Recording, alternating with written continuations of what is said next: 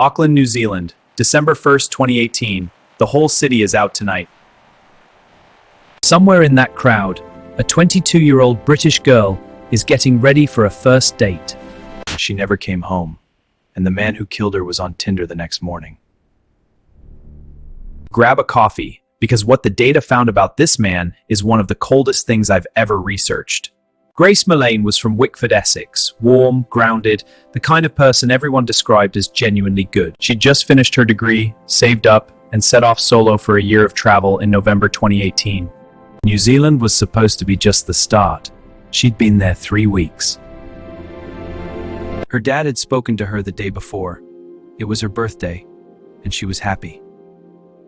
He was 27, and his name was legally suppressed for 2 years. We now know him as Jesse Kempson. On the surface, polite, well-spoken, completely forgettable. But his phone data told investigators something he never expected them to find. His Google history had 3 searches: how did a suitcase and rigor mortis, all time-stamped at exactly the right moment. They matched on Tinder and arranged to meet on the evening of December 1st.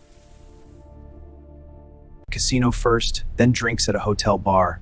Cameras across the city quietly captured all of it. The City Life Hotel keycard logged her entry at 9:41 p.m. She never used it to leave. Stay with me, because what happened next is unlike anything I've covered.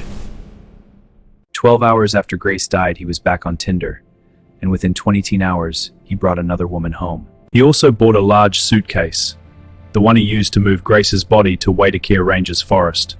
That woman later testified about an unusual smell in his apartment and a large suitcase by the bedroom door. Sit with that, because that coldness tells you everything about who he was. December 5th, 4 days of silence, her father David called Auckland police. Police pulled CCTV and quickly traced her last movements to that hotel, alongside a man with no name yet.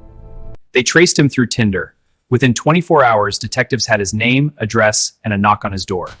He opened the door calm and friendly, told police he was worried about Grace too, and offered to help find her. He told them Grace left on her own around midnight, and he had no idea where she was. The keycard said she never left. Every exit camera said she never left. His phone was about to say something worse. His phone GPS placed him driving to Waitakere Ranges twice, at 2 a.m. the morning after she died. They found her, shallow grave in the forest, while he'd spent 6 days going on dates and answering police questions. I flew to Auckland to identify my daughter's body, and now I stand here to speak to the world. I want to thank New Zealand and the police. And Grace, my beautiful daughter, I love you so much. The Prime Minister personally called him. An entire country was grieving a girl they'd never met. The case was built almost entirely on digital evidence: CCTV, keycards, GPS, and those Google searches.